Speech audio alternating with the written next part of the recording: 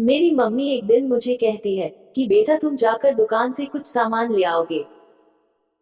मैंने मम्मी से कहा हाँ जी, आप मुझे सामान की लिस्ट दीजिए, मैं दुकान से सामान ले आता हूँ।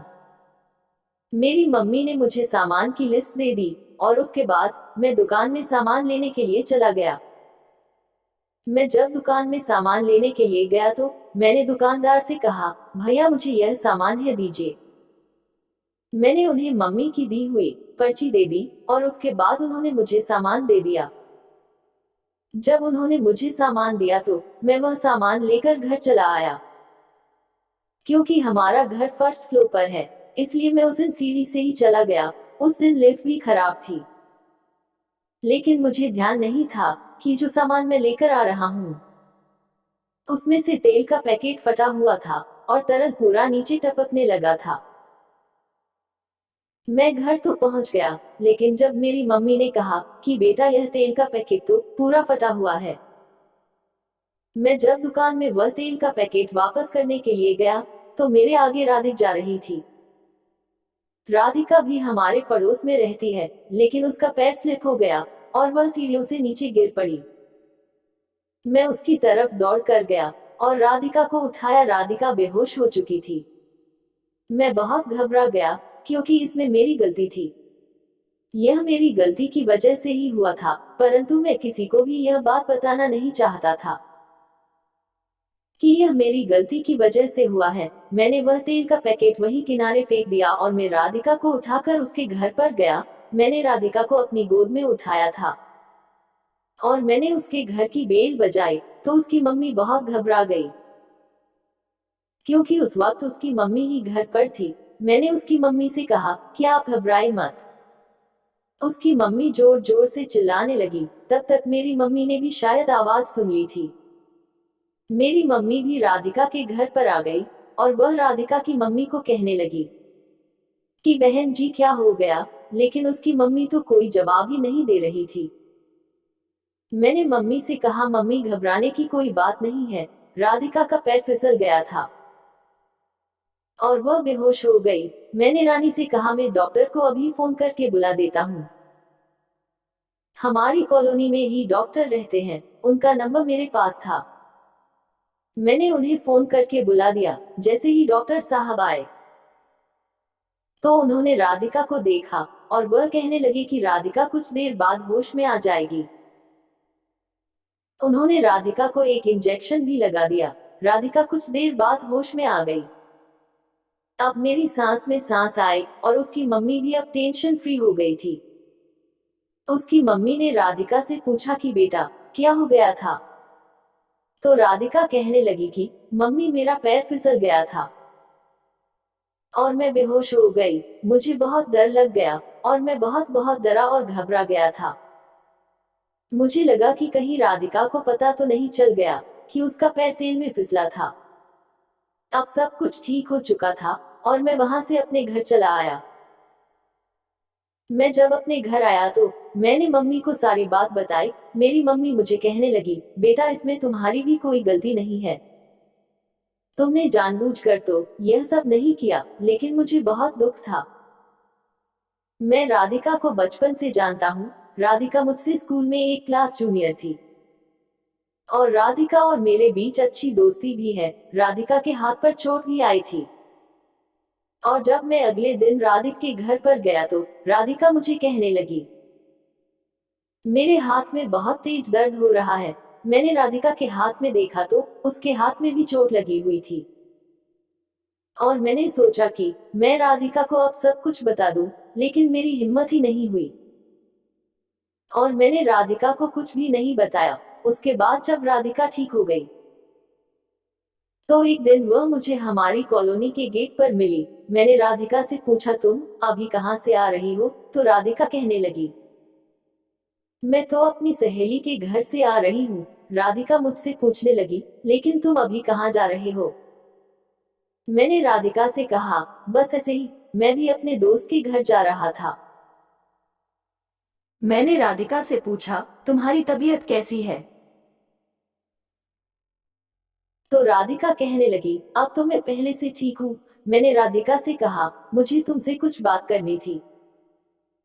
राधिका कहने लगी, हाँ कहो, तुम्हें यह बात करनी थी। पहले तो मेरी हिम्मत नहीं हो रही थी, लेकिन मैंने उसे हिम्मत करके यह बता ही दिया कि उस दिन जब तुम्हारा पैर सीढ़ियों में फिसला, तो मैं दरअसल दुकान से सामान लेकर आ रहा था। उसमें से तेल का पैकेट फटा हुआ था और उसमें से तेल टपकने लगा और वह सीढ़ियों पर बिखर गया था, जिस वजह से तुम्हारा पैर सीढ़ियों से स्लिप हो गया और तुम सीढ़ियों से नीचे गिर पड़ी। मैं तुम्हें उसी वक्त बताना चाहता था, लेकिन तुम्हारी मम्मी को देखकर मुझे बहुत डर लग रहा था। मुझे लगा कि कहीं तुम्हारी मम्मी मुझ कुछ न कह दे, इसलिए मैंने यह बात नहीं बताई। परंतु मैं इस बात को अपने दिल में नहीं रखना चाहता था, राधिका मुझसे कहने लगी। सूरज, तुम अभी भी पहले जैसे ही हो, तुम कितने ज्यादा सीधे हो। मैं तुम्हें बचपन से जानती हूँ और हम लोग एक दूसरे के पड़ोस में बचपन से रह रहे हैं, लेकिन तुम अभी भी बिल्कुल नहीं बदले हो। इसमें तुम्हारी कोई गलती नहीं है, यह तुमने कोई जानबूझकर नहीं किया है और अब मैं ठीक भी हो चुकी हूँ। तुम इस बात को भूल जाओ। मैंने राधिका से कभी कहा, यह बात मेरे दिल में थी और मैं तुम्हें बताना चाहता था। क्या तुमने मुझे इस बात के लिए माफ कर दिया? राधिका मुझे कहने लगी, मैंने तो तुम्हें कभी इस बात के लिए गुनहगार नहीं ठहराया था। जो मैं तुम्हें माफ करूं, तुमने जानबूझकर कोई गलती नहीं की है। मैंने राधिका से कहा, यार तुम मुझे माफ कर देना। राधिका कहने लगी, अब तुम कुछ ज्यादा ही इमोशनल ही रहे हो। राधिका मुझे बचपन से जानती है और उसे मेरी आदतों के बारे में अच्छे से पता है। मुझे क्या चीज पसंद है और क्या नहीं, उसको यह सब भी मालूम है। राधिका मुझे कहने लगी, मुझे अभी घर जाना है, मैं तुम्हारे घर पर आऊंगी, तब तुम इस बारे में बात करना। मैंने राधिका से कहा, ठीक है, मैं भी अभी चलता हूँ, क्योंकि मुझे भी अपने दोस्त से मिलना है। मैं अपने दोस्त से मिलने के लिए चला गया और मेरे लिए यह खुशी की बात थी कि कम से कम राधिका ने मुझे माफ कर दिया था और राधिका भी वहां से जा चुकी थी। मैं जब अपने दोस्त के घर पहुंच गया, तो मैंने उसे यह सारी बात बताई। वह मुझे कहने लगा, यार तुमने कुछ भी गलत नहीं किया, यह सब कौन सा तुमने जानबूझकर किया है। मैं अपने दोस्त के साथ 3-4 घंटे तक रहा और उसके बाद मैं घर वापस लौट आया।